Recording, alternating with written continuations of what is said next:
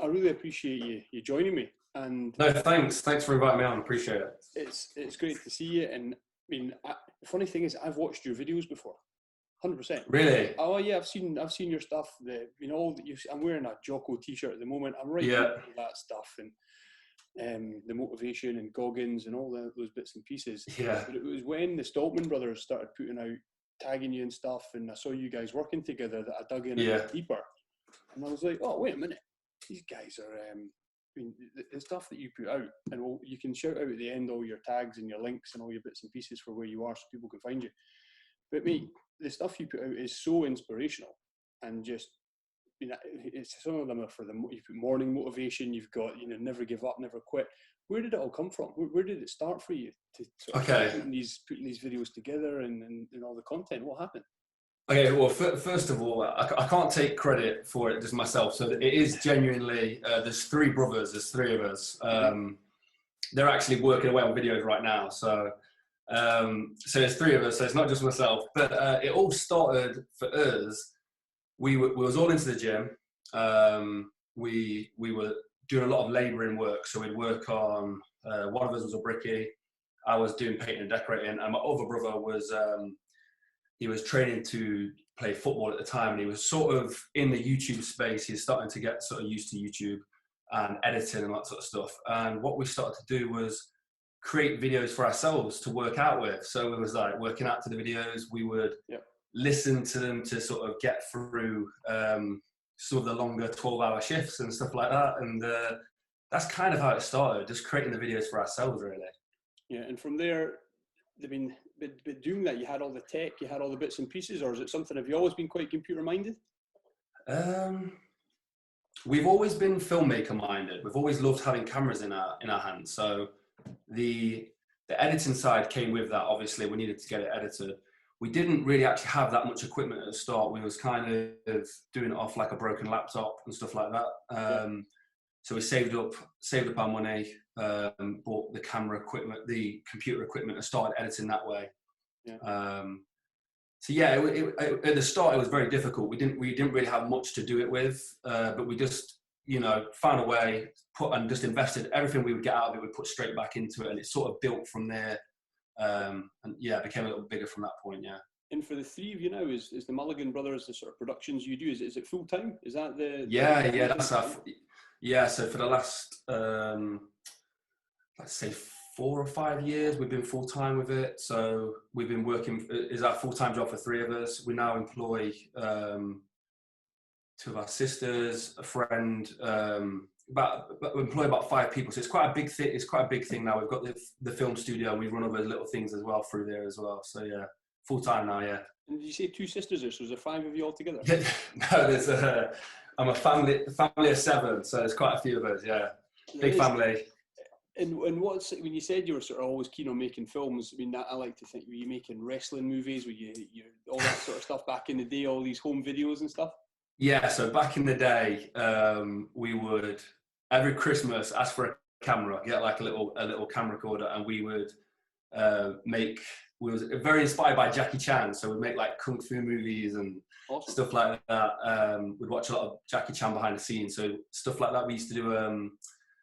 Embarrass some of it. I wonder if they're still on internet now, like parkour videos and stuff. Yes, little bits like that. And then we did start YouTube through Call of Duty. Actually, we started editing videos through Call of Duty, so we would edit like little mixes together, playing Call of Duty, and that's sort of how we entered YouTube and the editing side of things. But yeah, the filmmaking side, for us, it didn't really seem like an option, so it kind of phased out after a while. Making movies for a living at that time when YouTube wasn't about was just like, it was kind of a thing that's not going to be a thing. So we kind of put it out to the back of our heads. It was sort of like a long shot dream for a long time. So yeah, we stopped thinking about that and started to move towards generic jobs and stuff like that, safe bets. But then what happened that you thought, actually, hold on, this could become something, this could pay the bills? The moment that happened, so I had my own little business. So we've not always been working together. We've always sort of helped each other out with our businesses, but not always. So I had my own little business. I used to have like a small gym. So I was running that at the time. I was losing quite a bit of money at the time. And I was working a full-time job to sort of pay the staff that we had at the gym as well. My other brother was traveling, and then Luke, who was I would say he's the original founder of the YouTube channel, he was making some of the mixers. He wasn't earning any money from it. He was just doing it for like the fun, the passion. Yeah. And then he discovered monetization, and he said to me, "Hey, George, this thing could be something big. Like, it'd be really cool if we all started working on it together." And that was kind of it, sort of shot in the dark. All three of us came together at the same time and just started smashing the life out of it. And it started to provide an income to the point where I could, I don't know, it took a while before I could quit my job, but it started to sort of creep up to the point where we could start to live off it and start to find other revenue streams through businesses that fitted the YouTube model. So we do other little things on the side that started to fund it as well. What other producers or video makers were you following yourself? Who inspired you to think this might be possible? And like who's doing something that you really liked? At that time, there was Matus. There wasn't that many motivational YouTubers at the time. I mean, YouTube in general, other YouTubers inspired us probably, I'd say. Yeah. In terms of turning the YouTube thing into a business, there's probably other YouTubers at the time who inspired us to go, you know, this is actually possible. Specifically, I can't really think of anyone. I think we all sort of knew at the time that there was going to be something there was definitely, YouTube was going to become something. It was definitely going to become something at that point. So we all sort of knew. It was more, I think it was the idea of what it would become was inspiring us. Yeah. So that's probably what we used at that point to be inspired. But working with, in motivation, just talking from, not just specifically to the business model we created, but specifically like motivation to carry on doing it. We had it in abundance. Like, we was listening to Les Brown, Tony Robbins, then Jocko came on, like all these other people came onto the scene as well. And, you know, all these people were like, start like these messages every single day that we're getting and we're listening to. It sort of, that inspired us all the way through. So we was using our own videos to sort of keep it going in a way. It was to inspire ourselves through that. Yeah, it was strange, but yeah, it makes perfect. I get it. It makes perfect. You get it, yeah. Because the compilations and the people that you put together in videos, from Arnie to The Rock, to David Goggins, to Joe Rogan, all these people, to compile them into one video and just bang, bang, bang, it just hits you. And I put them on in the garage, in the gym, I put them on in the morning, I put them on in the background. My kids have started picking up on bits and pieces. They start shouting things out, like "stay hard," you know, Goggins and all that sort of thing. My kids are babies. And I don't think it's a bad thing to get these people into their world. Because there is a lot of, they talk about snowflakes and they talk about how soft young culture is and all that sort of stuff. You're putting out content that there's no messing. Now, a lot of people will look at the guys like The Rock and this, that, and the other, and it's all right for them, you know? But you and I probably both know where he's come from. And guys that have come so far, and now we do listen to them because they are inspiring. You've just created an awesome channel on YouTube that is so motivating. I appreciate that, man. Appreciate that. I mean, I mean it, and I mean what I said at the start about I'd watched your stuff before I knew who you were. What's Instagram done for you and other social media platforms? Have they been big players for the sort of expansion of the channel on YouTube? They've had their roles for sure. We've missed the boat with some, like Twitter. When we first started YouTube, Luke made a video about Leonardo DiCaprio did a UN speech, like a climate change speech. So Luke made this inspiring video to sort of hit home what he had said, and Leonardo DiCaprio reposted it and was like, "Thank you so much, Mulligan Brothers."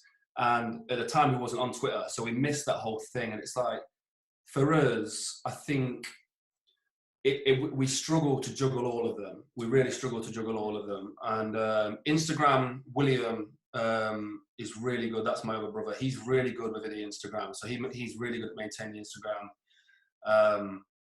So we do Instagram, and Facebook is good, but again, we don't really put effort into that. We're not really working as hard as we should. So for us, our biggest thing is we always know is if we're doing YouTube right, everything else will kind of fall into place. Okay. We're probably not using other things as well as we should be. So yeah, we've definitely got improvement to be doing, and that's why we're trying to get the team around it to try and make ourselves better in those other spaces. I'm going to hit you with this one, and you've probably heard this from Gary Vaynerchuk. What is it he says? He says, well, if you're big on Instagram, what if Instagram gets shut down tomorrow? Yeah. And I'm not having no. I'm kind of saying like, it is so hard to juggle, because I'm on this journey with my podcast.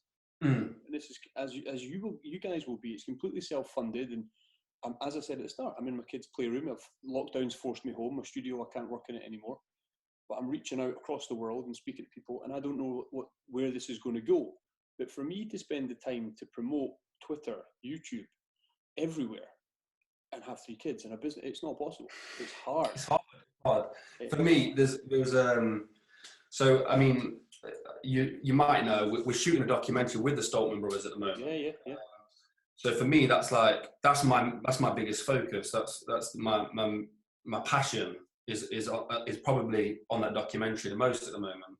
And like you've got all these plates spinning, one of them will fall. If you add another plate, one of them will fall off, and I can see it straight away. I know this plate's fallen, and it's because I added too many. And it's so I think for us right now, either you get a team member and somebody in who can help you spin that plate, or you just leave it. And that's the sort of where we're at the moment, is those decisions we're trying to make. So for us, I know we can do YouTube well, and it works well. So we'll make sure that we prioritize that over the Facebook. But the thing where I agree with Gary Vee is, and it's our mindset is, we're very aware that YouTube could end tomorrow. You know, Google could get shut down, or I mean, it's unlikely, but YouTube could get shut down. Google could get shut down. They could say all videos with the word motivation will no longer be pushed by YouTube, and it could happen. And because we've been in a crap situation with no money and everything, it's in our head. Our ground zero is that we're going to be back in those situations anyway. So we always play the worst case scenario is, we're going to lose YouTube. That's in our head. We're going to lose YouTube. It's just a bonus for now. So that's why we set up all these other things like the documentary, like some of these side business, to make sure that financially we're okay, our families are safe, and all that kind of stuff. But yeah, I mean, I completely agree with that train of thought. It's a tricky one. It's a very tricky one. Yeah, I'm just trying to think through it now, but yeah, it's hard. It's very hard. But staying on social media, what you put out is what I think is like the best of the internet. You know, it's the best stuff you can get. The motivational. Find the good stuff on the internet. There is so much shit out there. There is. Poison, trolls, just attacking people and all sorts of things. What you're putting out is fantastic. What do you think of the bad side of it all? Social media. I know you probably stay away from it, but you maybe get some haters or some people saying this is all bullshit and whatever, good for you and all that stuff. You do, yeah. I mean, for me, I like to have an extremely positive mindset, so I'll avoid negativity as much as I can. Like negative people, negative content, I'll try and avoid it as much as possible. But you probably know yourself. You're going to see it. It happens anyway. I just don't let it come into my space. So, I don't. Yeah, for people who are affected by it, it's terrible. It can be extremely detrimental to people's mental health. It's killed people. It's forced people to suicide. It has. Yeah. It's taken people to the limit. All that sort of stuff. Stuff. But then you flip it, and then you find your kit and your stuff, and it's like, whoa, that is the stuff we need to push on people. I think so. For me, I put a lot of, because people do say motivations. Am I allowed to swear on this, by the way? Yeah.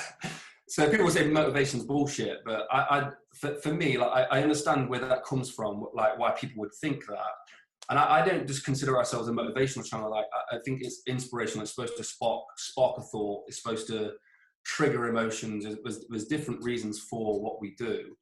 And I used to watch my own videos to get through like hard shifts and stuff I didn't enjoy doing. So I really did use it to better myself. It definitely changed it.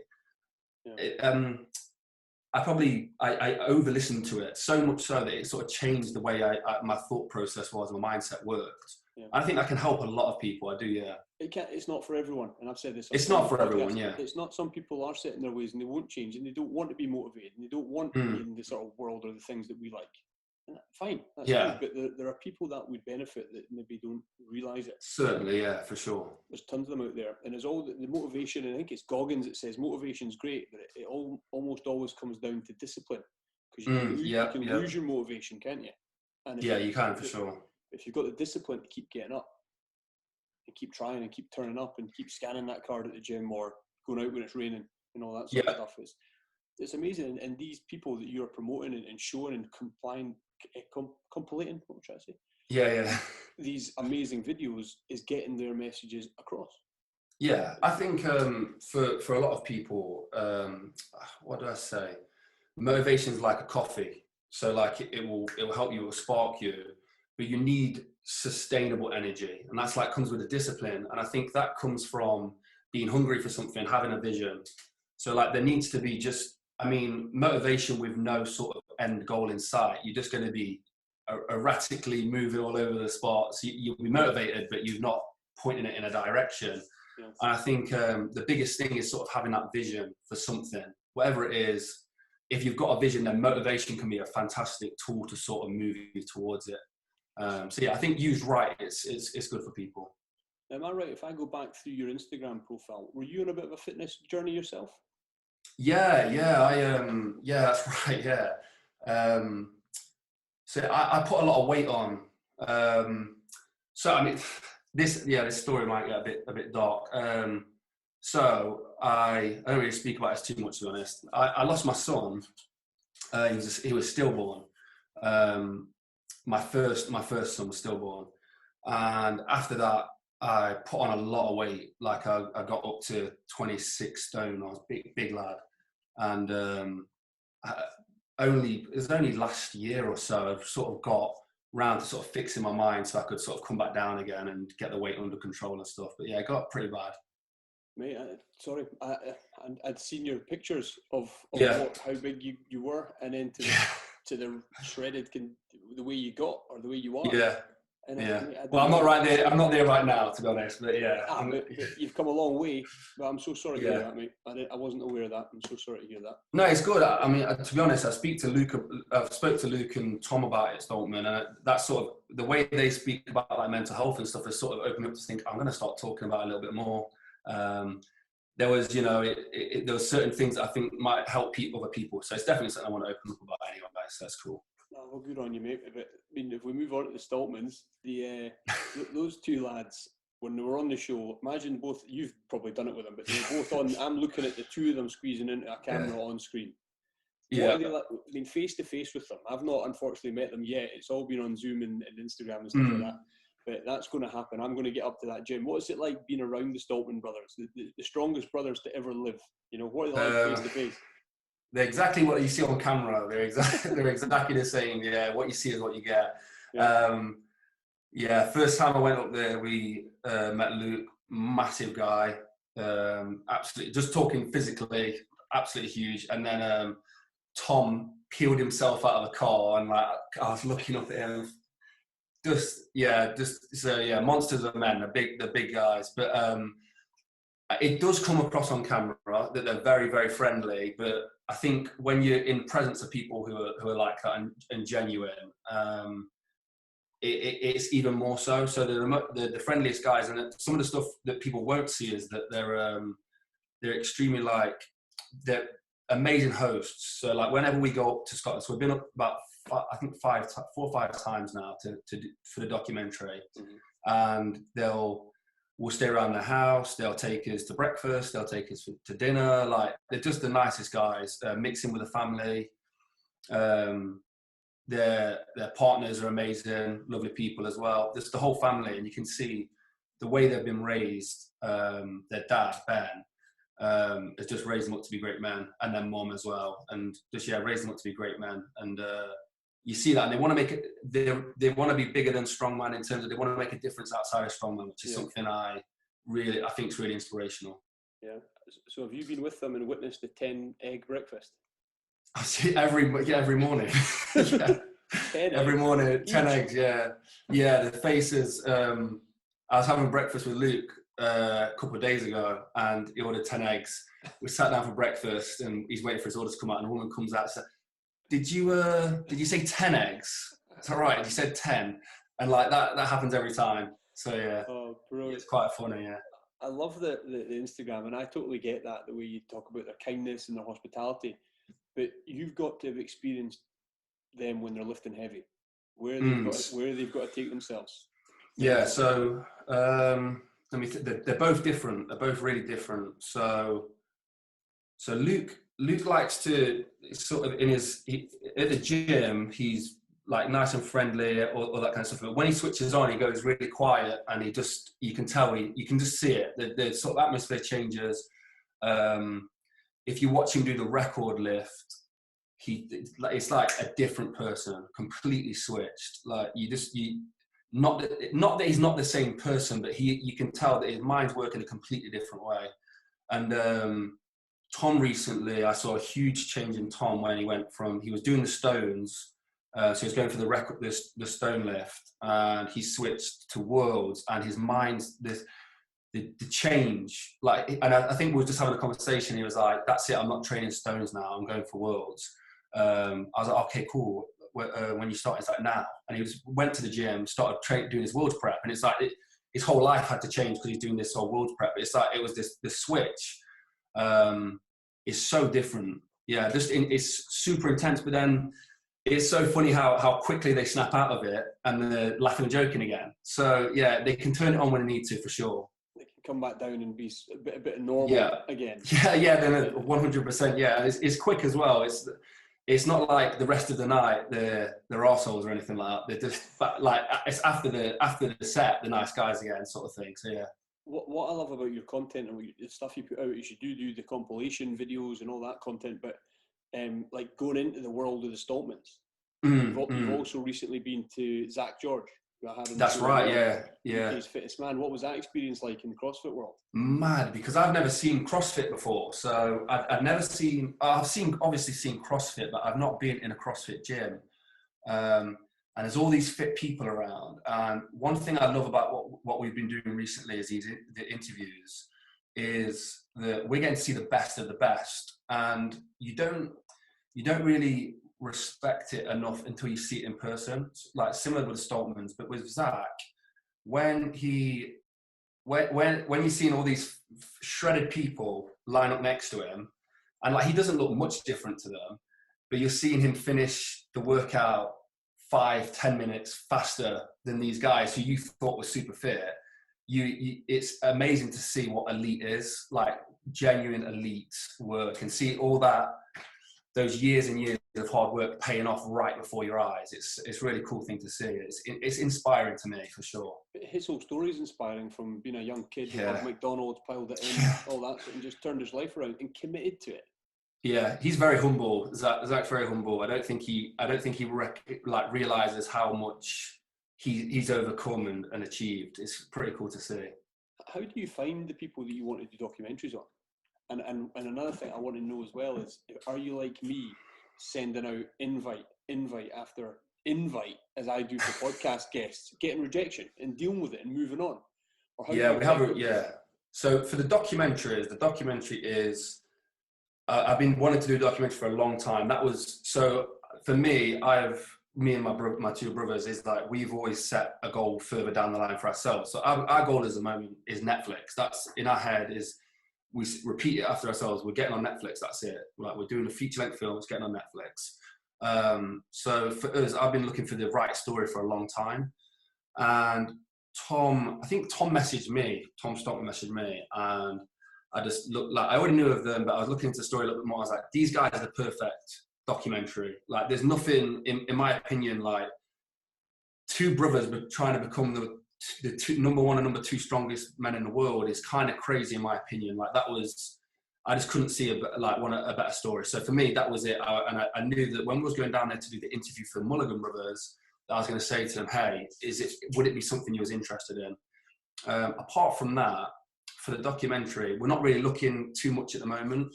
I mean, we've got some feelers out there, but it has to be just something that's going to help other people. Like something where people are going to go, oh my gosh, they achieved this. I can definitely do something if they did that. So that was a Stoltman's. So sorry, what was the other question? The messages. Yeah, and rejections and all that sort of stuff. Do you do a little bit of that? Yeah, we do for sure. That's probably us overreaching, like messaging. I don't know who, but that's probably us overreaching. Come on, throw a name out. Who have you gone after? Everyone. The Rock. Yeah, The Rock. There you go. There's the biggest name I could say. The Rock. Yeah.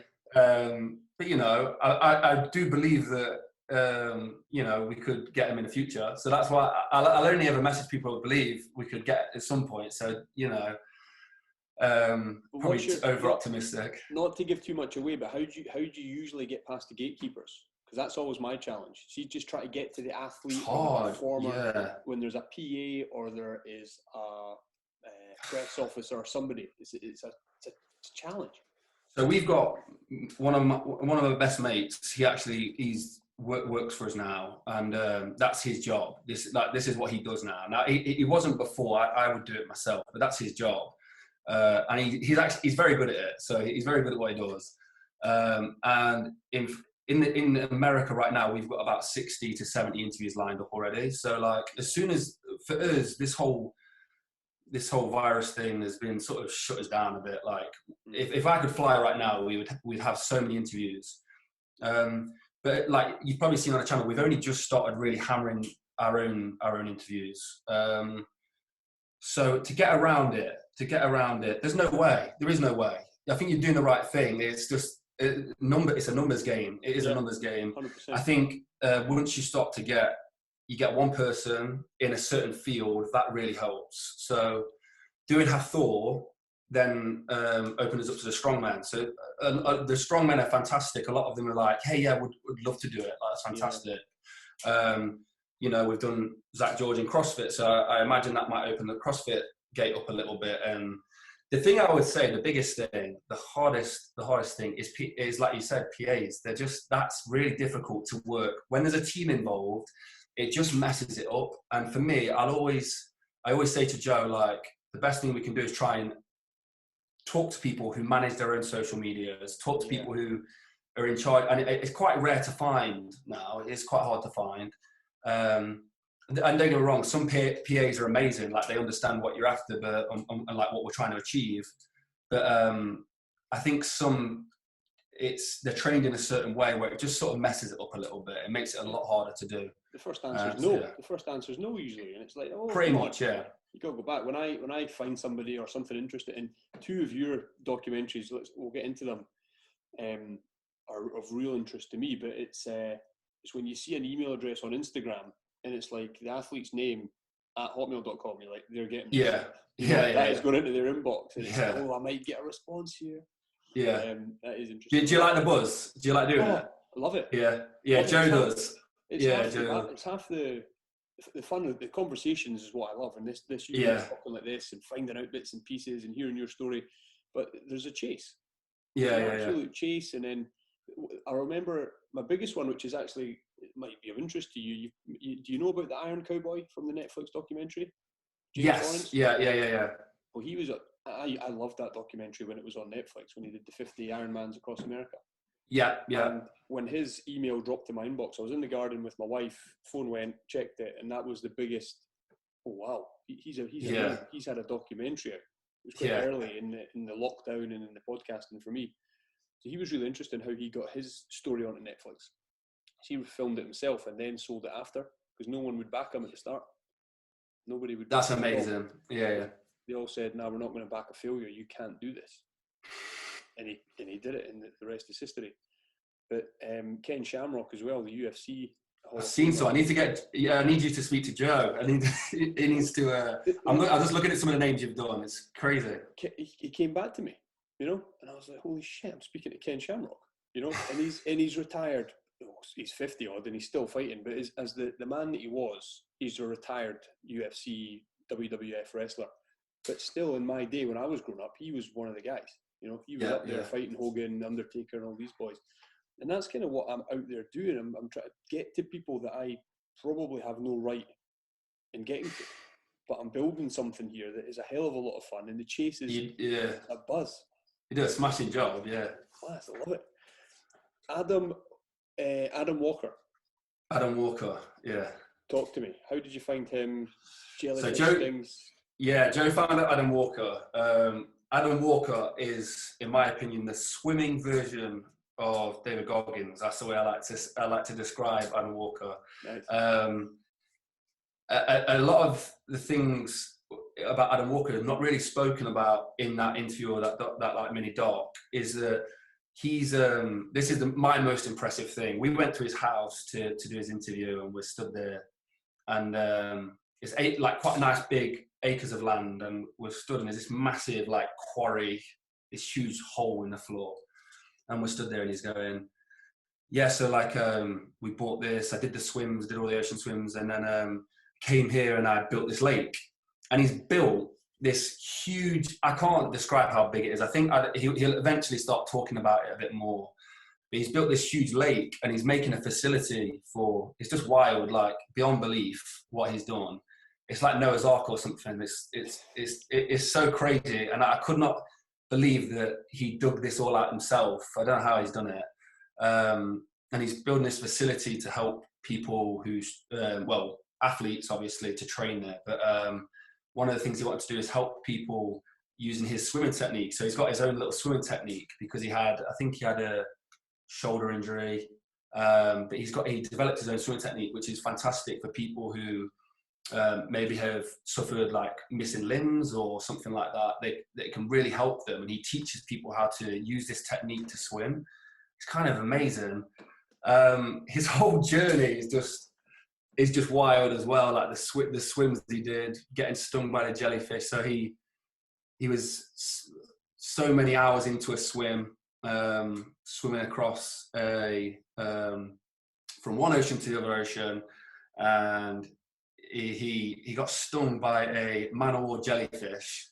He's vomiting everywhere, pulls the stingers out, and he's got a few hours left of his swim, and he decided to continue. And it's just in the middle of the night. He didn't get out of the water, carried on. It's just, it's wild. It's when he says when it gets dark, most swimmers get out of the water because of the sharks. Because of the sharks, yeah. I think another thing, I don't know if it was spoken about, is he had a device on his leg to get rid of the sharks. This guy had said, hey, put this on your ankle, it will get rid of the sharks, don't worry about it. And they get to the end of the swim, and he gives the device back to the guy, and he's like, yeah, it's a prototype. He's like, yeah, right, okay. He says, oh, the light wasn't blinking, so I don't think it was working. So he's been swimming with this device that wasn't actually doing anything for this whole time. But yeah, and I think that's it. He's got an amazing story. Stuff like that is that he just doesn't think about it. Like, he doesn't think about that there's so many thousands of feet below him that's full of shark and dangerous animals. He just has to sort of think, right, next stroke, and he just continues to swim.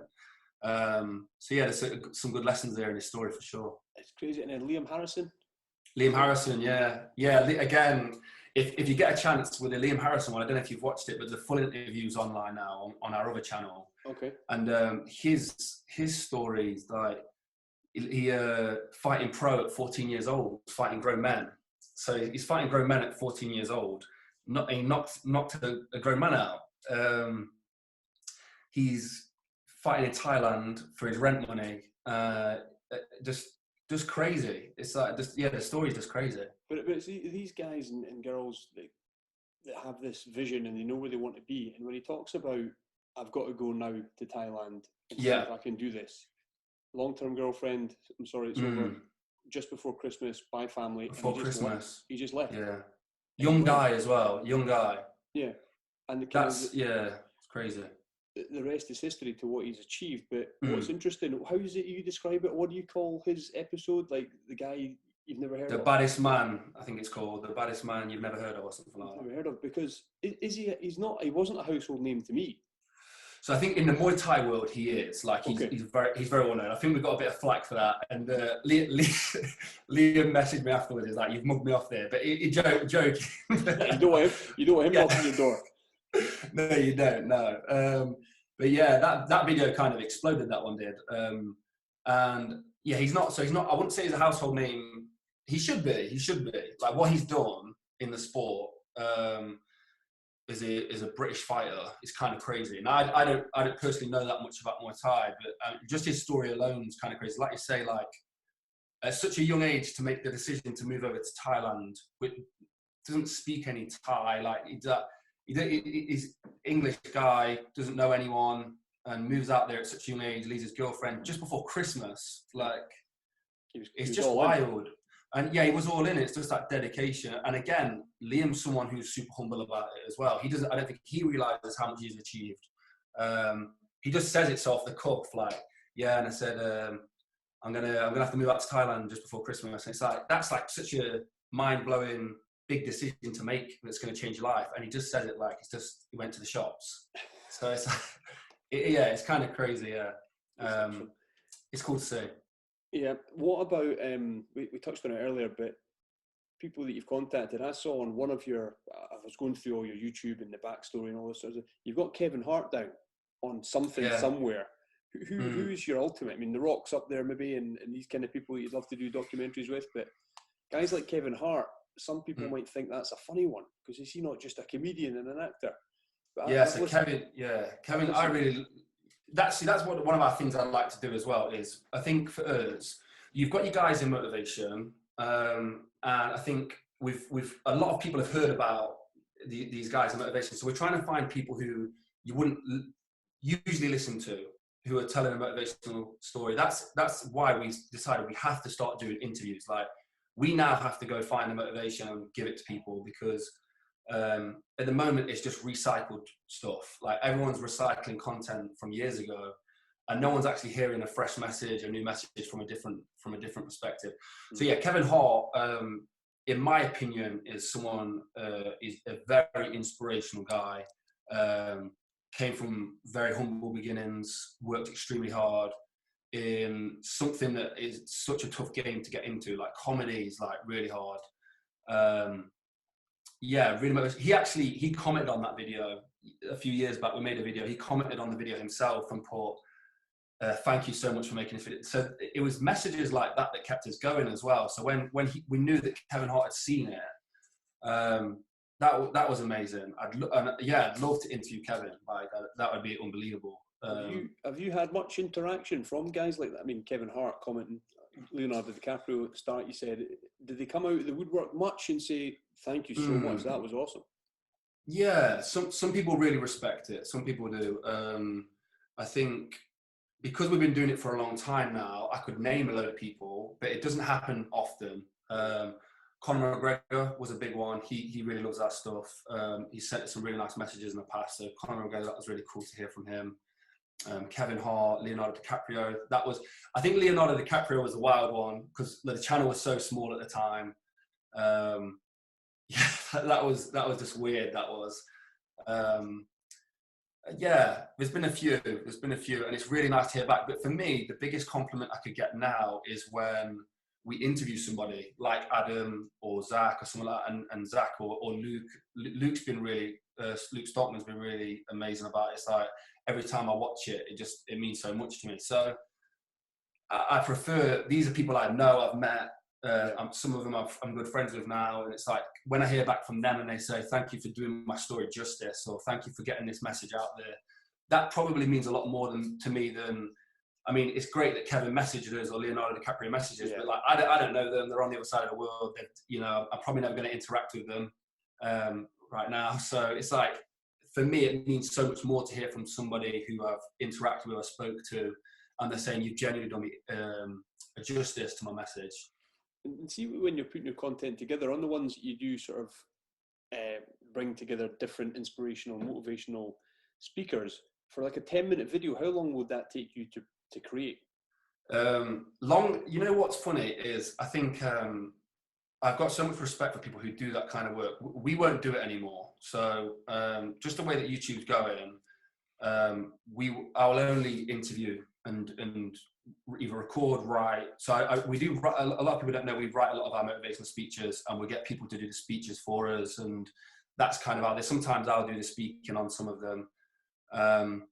But those kinds of videos take a lot longer. You know, if I interview, so we interviewed Liam. We go to interview Liam. I get Liam's story, and whilst I'm there, we can take notes. I know that he said like something I know is going to fit into the video. Something he said I know is going to be the introduction. It's going to be the outro.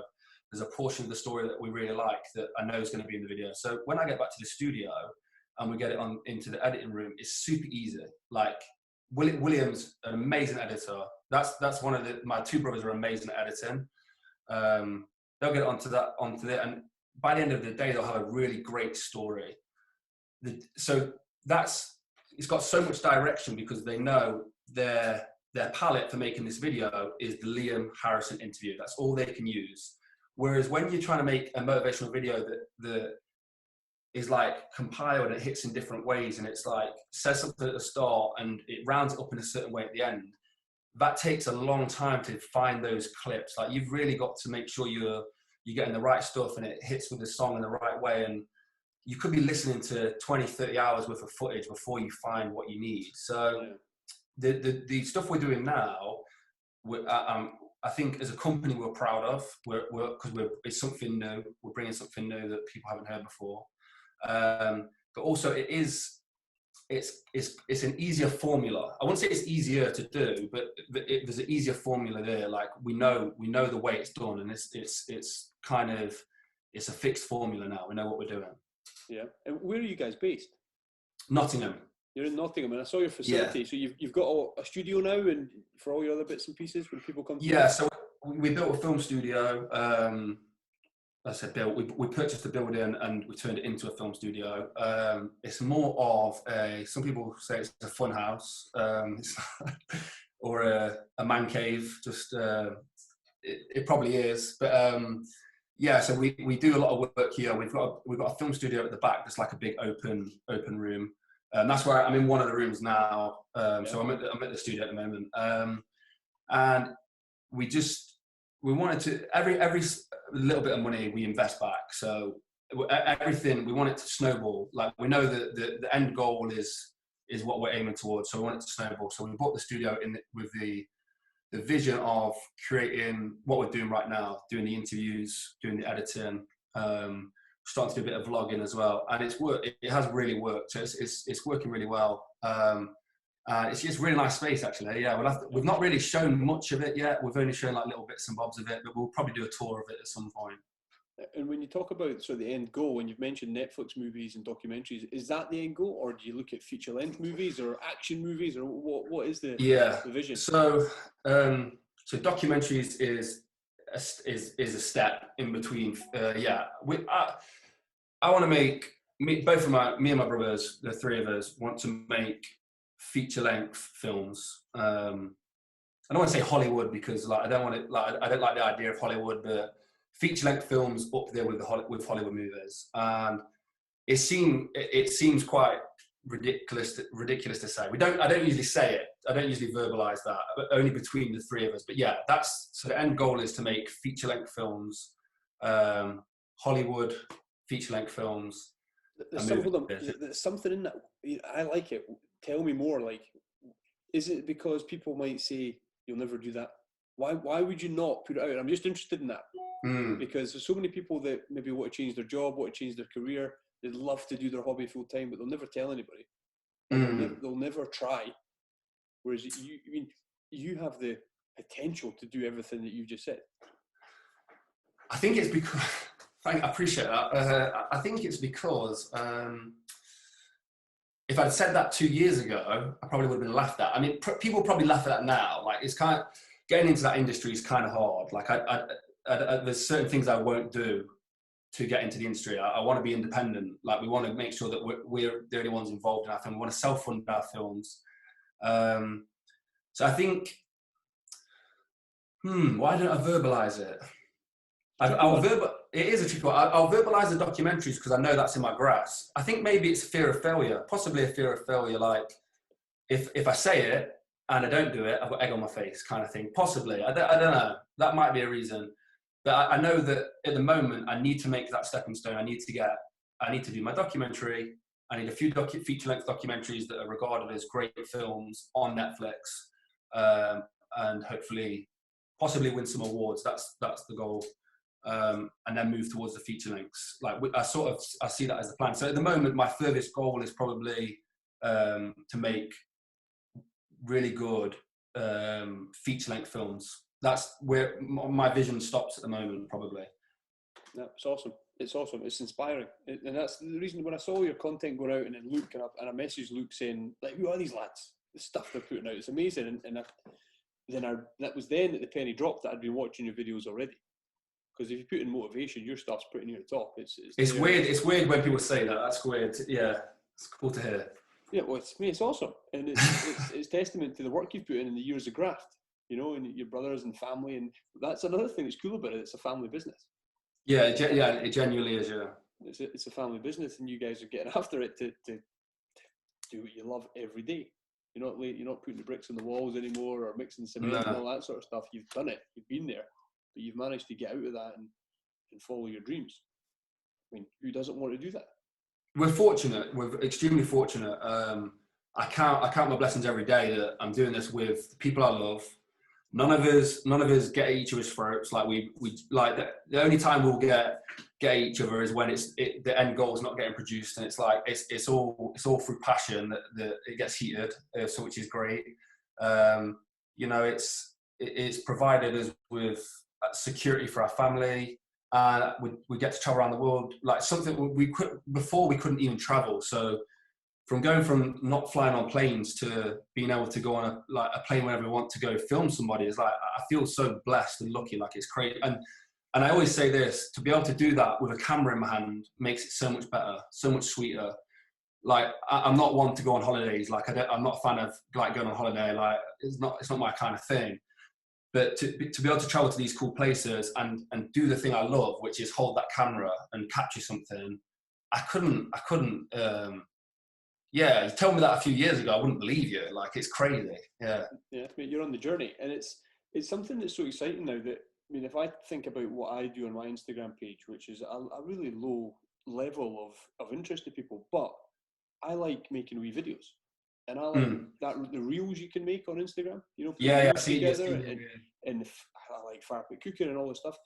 I'm by no means a professional, or I'm not going to get into that world, but I really enjoy it. The power in social media and the power in mobile phones and the quality of an iPhone these days, it does give people the chance to create their own wee memories, which I think is awesome. It's awesome. That's one thing I think, I get a lot of messages from like old friends and stuff saying, hey, I want to get into YouTube, I want to do this, I want to do that. And the biggest thing I always say to people is, first of all, you don't need anything to get started. Yeah. Like you say, a phone's amazing, but also just do it. The worst case scenario is you end up with this amazing photo reel. You've got these memories that you are like really well produced that you can look back at years and go, hey, I remember that. Like that was amazing to see that. So if you're doing something you enjoy and you're filming it, you're blessed. You're lucky. It's a good thing. Mate, I love it, and I really appreciate everything you put out. You and your brothers, pass on my best to the guys and the girls. I will do. Yeah. This has been great, mate. It's been really engaging for me. I love finding people that have followed their passion and are doing it every day. Because people know, and people who follow me, they see what I do. I work in property and I love it, and I have for many years, and I probably always will. But this side hustle or podcast journey that I'm on, or this I don't know, this passion project, Christ, it's good fun, eh? And I urge anybody who has got something in them that they love and a hobby that they just adore to just put it out there and let people know about it, because the people that come into your world that can improve your world is incredible. You being around guys like the Stoltmans is only going to benefit your life and your mentality. You know? and there's tons of 100%. I think, yeah, for sure. When you say that, just when you decide to open up to follow that passion, it's amazing how many doors it opens. Like I say, only recently we started doing the filming side of things. I can't believe how many doors have opened up and the people reaching out to us and stuff like that. And I think it is the case, you know, just it's infectious. Seeing somebody chasing their dreams is just infectious. So yeah.